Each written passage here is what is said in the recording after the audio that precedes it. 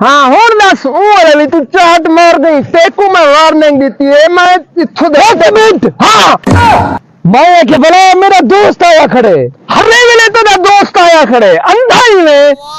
अच्छा बना न करे सा मैं की न करे से जुलाई तक मैं घिन जुलदा भ्या दो जरा बड़ा बदमाश है उन इलाके तू आगे बदमाशी करनी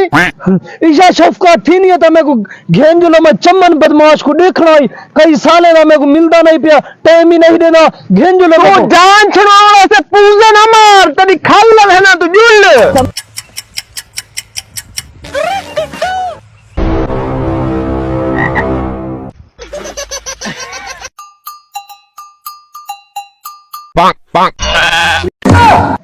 तो होना